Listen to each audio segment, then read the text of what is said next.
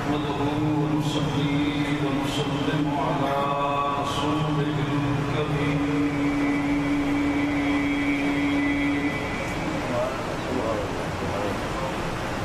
أما بعد فأعوذ بالله من الشيطان الرجيم بسم الله الرحمن الرحيم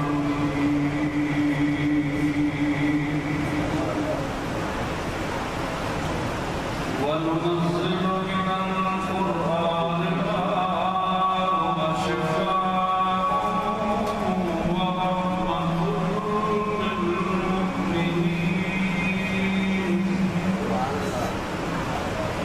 ولا يزيد الظالمين إلا خسارا.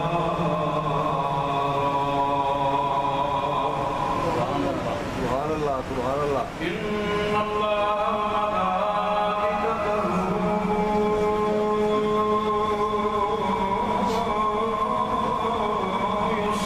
يصلون على النبي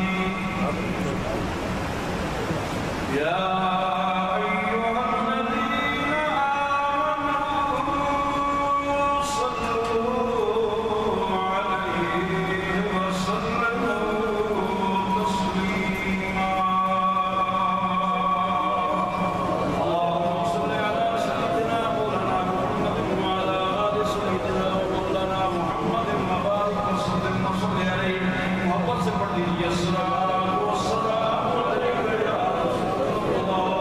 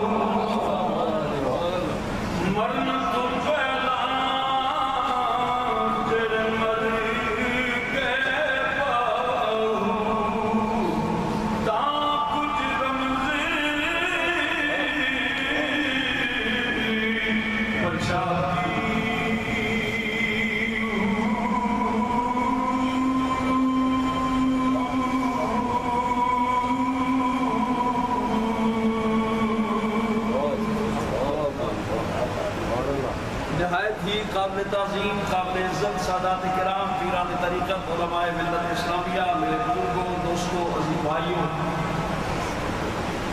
میں نے رمضان شریف کے تیسرے جمعے پر یہ وعدہ کیا تھا کہ آنے والے جمعے پر نزول قرآن اور عظمت قرآن کے عنوان پر گزارشات پیش کروں گا، لیکن چوتھے جمعے پر مہمان آ گئے، لہذا میں نے رخصت کی، اور آج کئی دوستوں نے ارشاد فرمایا ہے، اس لیے اسی مضمون پر چند گزارشات پیش کرنا چاہتا ہوں۔ توجہ فرمائیے اور محبت کے ساتھ سماعت فرمائیے۔ جو سلطان العارفین صاحب کا کلام میں بڑے ذوق سے پڑھتا ہوں، یہ آپ کے جو چندے والے بھائی ہیں، یہ جس دن سے میں آیا ہوں یہ کہہ رہے ہیں کہ آپ اسٹارٹ یہاں سے دیا کریں، لیکن وہ گلے کی کچھ خرابی کی وجہ سے میں نے ایسا نہیں کیا۔ آپ کچھ طبیعت اچھی تھی اس لیے ان کی فرمائش کو پورا کیا ہے۔ توجہ فرمائیے، خدا کا قرآن ایسی لاجواب کتاب ہے کہ اس کے مختلف سبجیکٹ ہیں۔ اس میں عبادات کا ذکر ہے، احکامات کا ذکر ہے، عقائد کا ذکر ہے، عملیات کا ذکر ہے، اسرار و رموز ہیں، نکات ہیں، اور میں آپ سے عرض کروں کہ قرآن مجید کے اندر کچھ حصہ ایسا ہے کہ جو صرف سرکار اور رب کے درمیان راز ہے، کسی کو اس کا علم نہیں۔ اب ہم تو وہی بات کریں گے جو ہمارے علم میں ہے، جو راز کی باتیں ہیں یہ راز والے جانتے ہیں، ہم بے رازوں کو کیا پتا کہ راز کیا ہوتا ہے۔ میں آج یہ عرض کروں گا کہ قرآن مجید کی جلالت، علم، عظمت، اسرار، رموز اپنے مقام پر، قرآن وہ کتاب ہے کہ حضرت عبداللہ ابن عباس رضی اللہ عنہ ارشاد فرماتے ہیں کہ اللہ نے مجھے صلاحیت دی ہے، طاقت دی ہے کہ اگر میری رسی بھی گم ہو جائے تو وہ میں قرآن کے ذریعے سے تلاش کروں۔ رسی بھی گم ہو جائے تو قرآن کے ذریعے سے تلاش کرتا ہوں۔ افمت جمیع العلم فی القرآن، لیکن تمام علوم قرآن کے اندر موجود ہیں۔ جمیع العلم فی القرآن لیکن تقاصر عنہ افہام الرجال، اتنا ہی کوئی بندہ یہاں سے لیتا ہے جتنا وہ ڈونگا جاتا ہے، اتنا ہی وہاں سے موتی حاصل کر کے آتا ہے۔ ضمن بات آ گئی ہے، اب آئی ہوئی بات رہ نہیں سکتی۔ یہ جو بندہ دعویٰ کر رہا ہے کہ میں رسی بھی قرآن سے لیتا ہوں، یہ جانتے ہو کون ہے؟ مولا علی کا شاگرد ہے۔ مولا علی کا چچا جان بھائی بھی ہے، شاگرد بھی ہے۔ مجھے بتائیے جس کے شاگردوں کی یہ شان ہے اس کی اپنی کیا شان ہوگی، اس کا اپنا کیا مقام ہوگا۔ میں آج جس مضمون پر عرض کرنا چاہتا ہوں وہ ہے قرآن کی شفا۔ قرآن کی شفا، قرآن کہتا ہے میرے اندر شفا بھی ہے، میرے اندر رحمت بھی ہے، اور حضرت عبداللہ ابن عباس کہتے ہیں تو قریب آ، تو قریب آئے گا، جتنا زیادہ تو قرآن سے قرب حاصل کرے گا اتنا ہی زیادہ تجھے شفا بھی عطا فرمائے گا۔ قرآن کے اندر شفا بھی ہے اور قرآن کے اندر رحمت بھی ہے۔ بخاری شریف کے اندر حدیث ہے، دو جگہ پہ موجود ہے، باب فضائل قرآن کے اندر بھی موجود ہے اور کتاب الطب کے اندر بھی موجود ہے، یعنی طب کا بخاری میں باقاعدہ باب ہے۔ ہم تو طب چھوڑ چکے ہیں، اب تو ڈاکٹری ہے، لیکن یہ باقاعدہ باب ہے بخاری کے اندر، دونوں میں یہ حدیث موجود ہے۔ حضرت ابو سعید خدری رضی اللہ تعالیٰ ارشاد فرماتے ہیں کہ ہم کسی سفر پہ گئے، سفر میں تھے، رستے میں پڑاؤ کیا، پڑاؤ کرنے کے بعد ہم نے دیکھا کہ ایک لونڈی دوڑتی ہوئی آ رہی ہے، اور آ کر وہ ہمیں کہتی ہے تمہارے اندر کوئی ایسا بندہ ہے جو منتر جانتا ہے۔ شادی اگر کسی مولوی صاحب کو کہے کہ منتر جانتے ہو تو پہلے تو جوتا لے کر وہ پٹائی کرے گا۔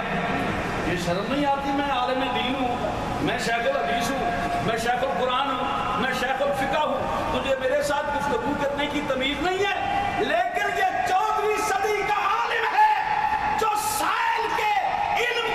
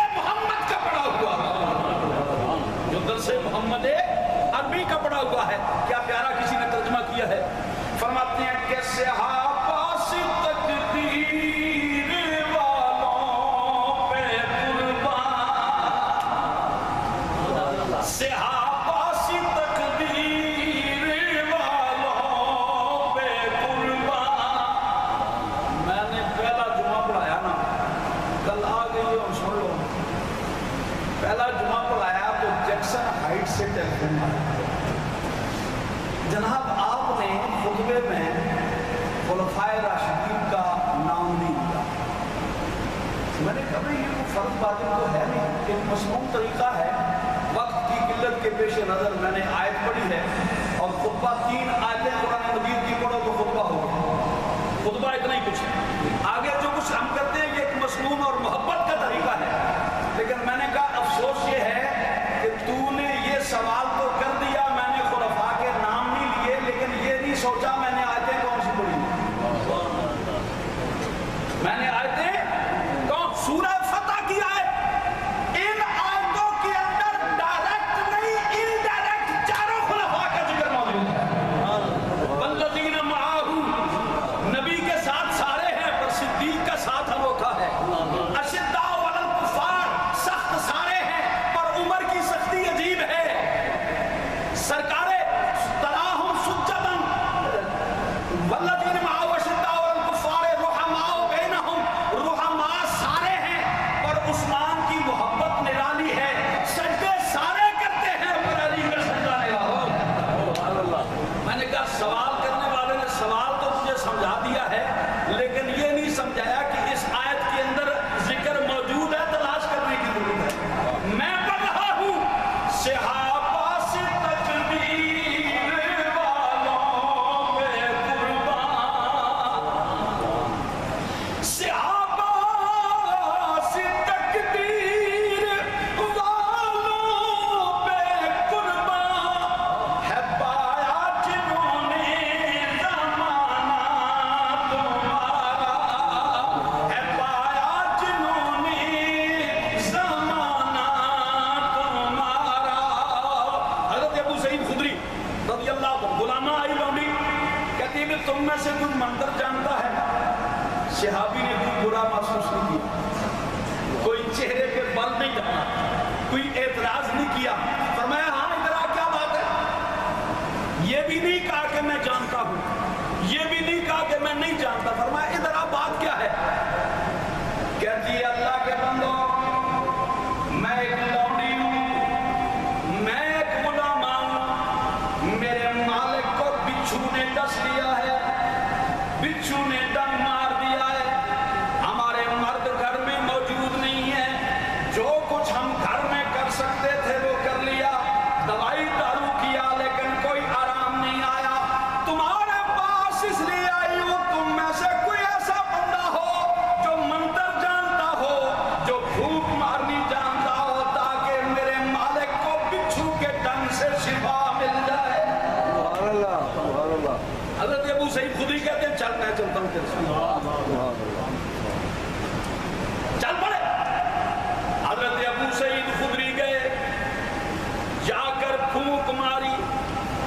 لوگ پوچھتے ہیں جی پھونک کہاں لکھی ہوئی ہے؟ بخاری میں لکھی ہوئی ہے. پڑھو بخاری تو پتہ چلتا. اگر کسی کو شک ہے تو بھی لے آؤ بخاری، باب فضائل قرآن میں ابھی نکال کے لے آؤ. ایک پھونک ماری، دوسری پھونک ماری، چند مرتبہ پھونک ماری، زخم بھی ٹھیک ہو گیا، درد بھی ٹھیک ہو گیا. جب اس کو شفا مل گئی، وہ مسلمان تو نہیں تھا لیکن قدردان تھا.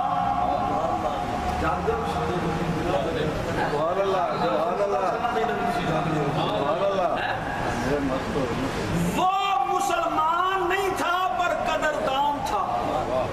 دعا کرو اللہ کرے بندے مسلمان بھی قدردان بن جائیں، وہ قدر پہچانے. قدردان تھا. جب اسے شفا مل گئی، اس نے کیا کیا؟ اپنی لونڈی کو کہا اس دم کرنے والے کو، منتر پڑھنے والے کو 30 بکریاں دے دو. کتنی بکریاں؟ 30 بکریاں دے دو. حضرت ابو سعید خدری بکریاں لے کر واپس آ رہی ہیں. جب اپنے قافلے میں پہنچے، اپنے کیمپ میں پہنچے، صحابی رسول اپنے پیر بھائی سے پوچھتی ہیں ابو سعید خدری کیا کر کے آئے ہو؟ فرمایا جس کام کے لیے گیا تھا وہ کر کے پورا آیا ہوں. کیا کر کے آئے ہو؟ صحابی پوچھتے ابو سعید تم منتر جانتے ہو؟ تو پھر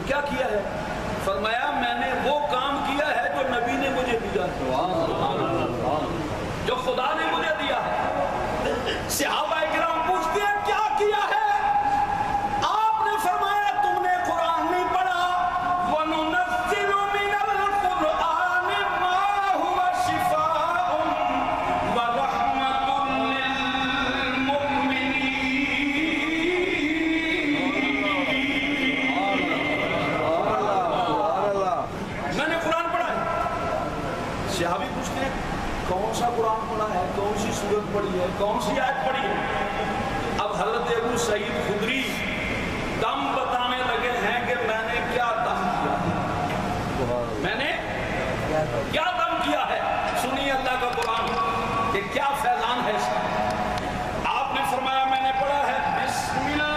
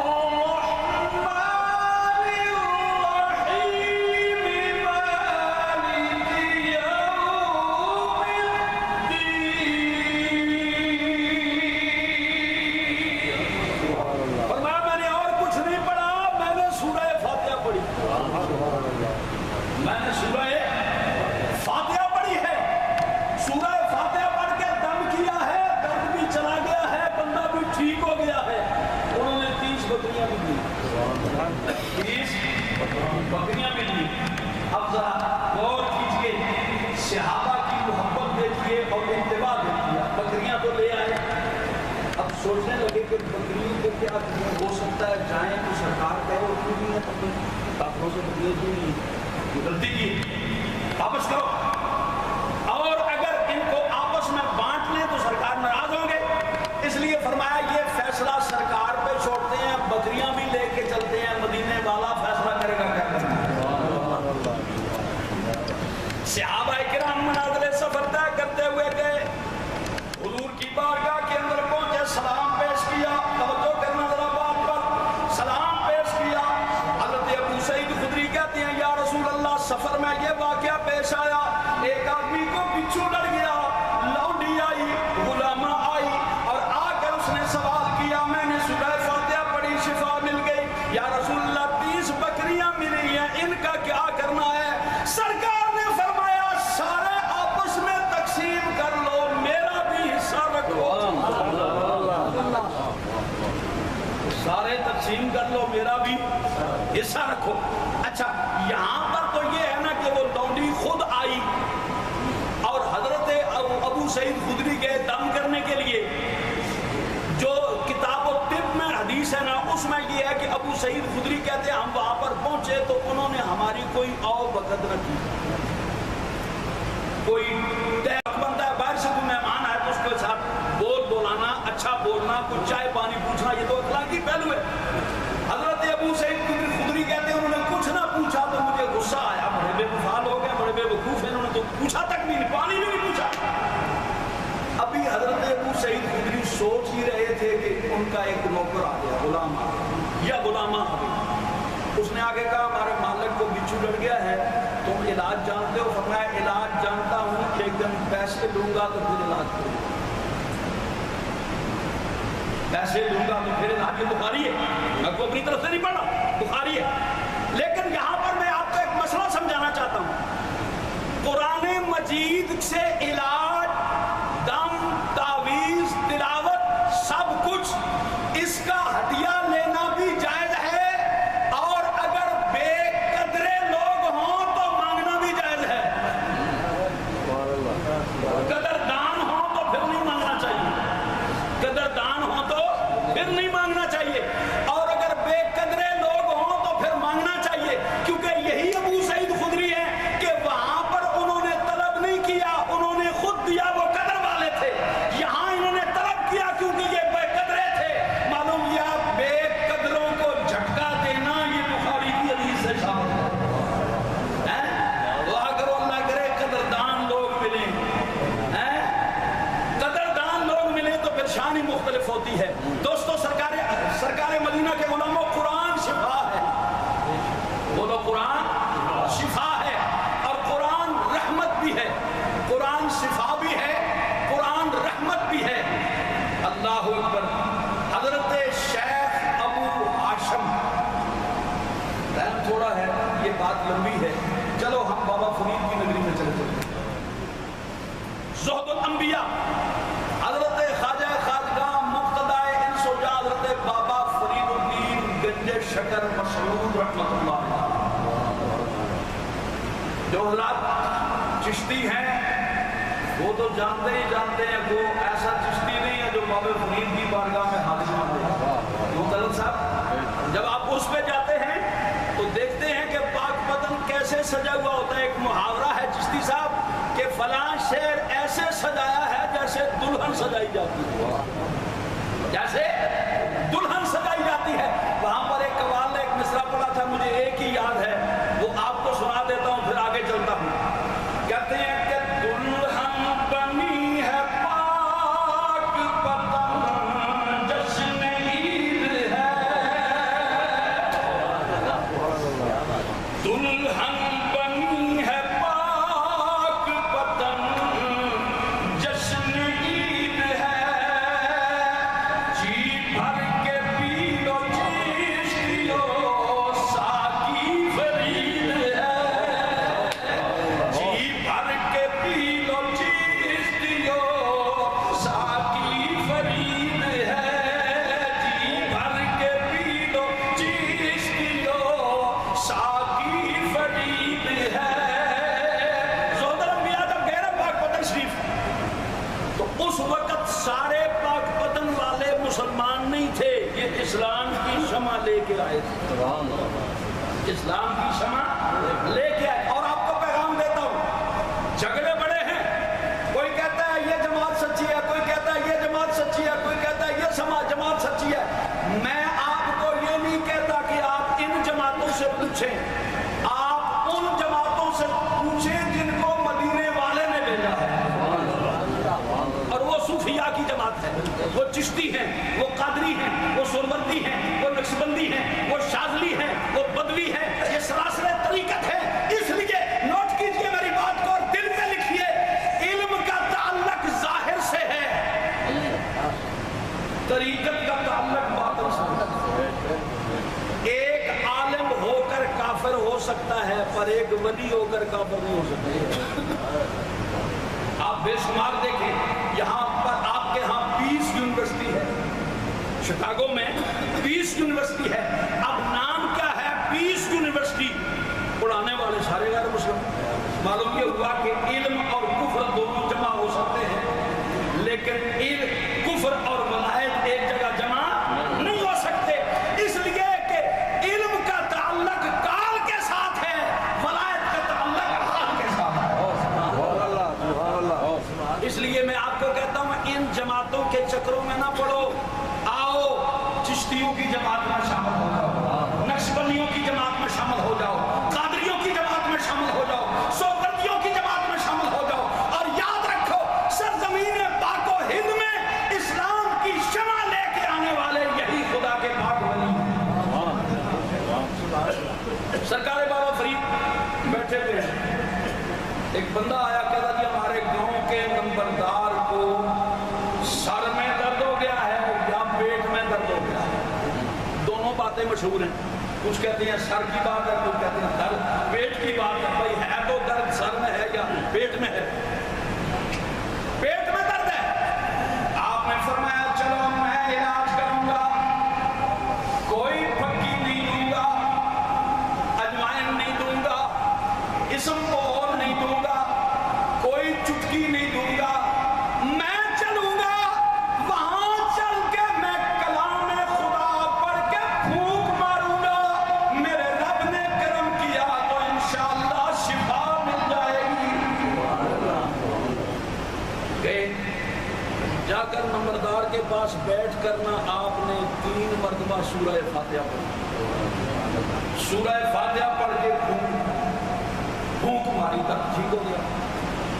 اب پاس کوئی میرے جیسے مولوی صاحب بیٹھے ہوئے، اب میں اپنا نام اس لیے لے رہا ہوں کہ اگر کسی اور کا لیا تو ناراض ہو جائے گا، تو میں تو اپنے آپ سے اب ناراض تو نہیں ہو سکتا۔ میرے محکمے کے میرے جیسے کوئی مولوی صاحب بیٹھے ہوئے، انہوں نے کہا یار میں تو کام بڑا سستا ہے، بڑا آسان کام ہے، ایک سورہ فاتحہ 3 پھونکے ماروں۔ آج کل بھی کہتے ہیں ہمارے کئی دوست کہتے ہیں پیر کیا کرتے ہیں، بھوکے ہی تو مارتے ہیں۔ اور کیا کرتے ہیں؟ تعویذ لکھتے ہیں.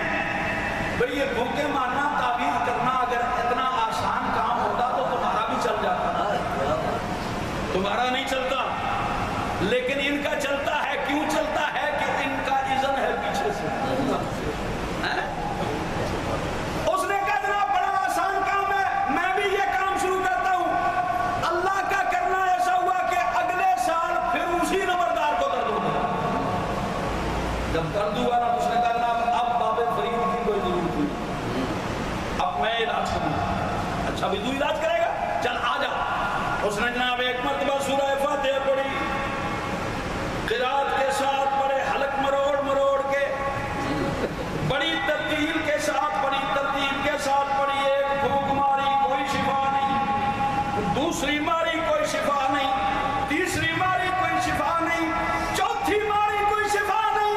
کتنی مرتبہ مار چکا کوئی شفا نہیں مل رہی. نمبردار کہتا مولوی صاحب یہ تمہارے بس کا کام نہیں ہے, یہ وہی کرے گا جو پہلے آیا تھا.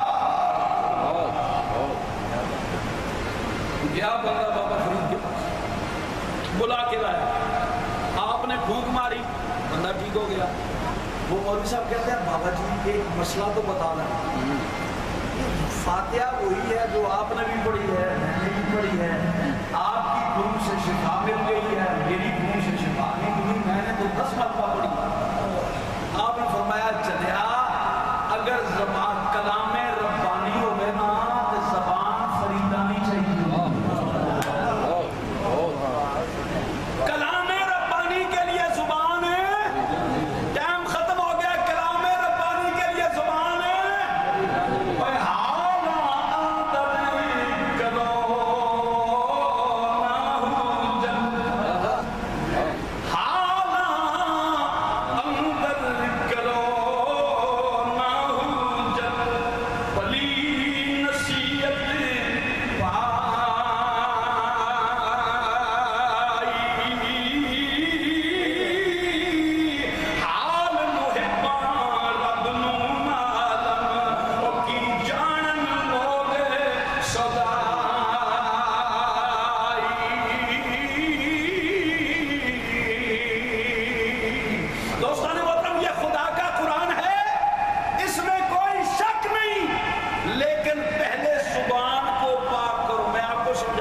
مثال دیتا ہوں,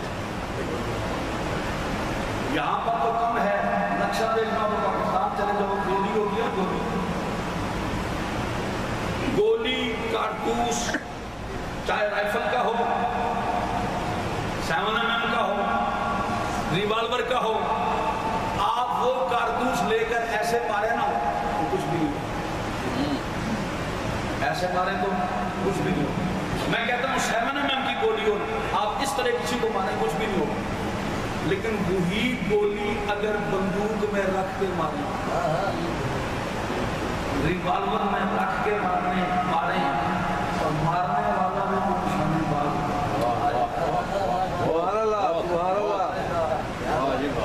مارنے والا بھی کوئی نشانے بات ہو. شاہ جی میں نے آپ کو بلایا تھا گجر خان, آپ نہیں آئے.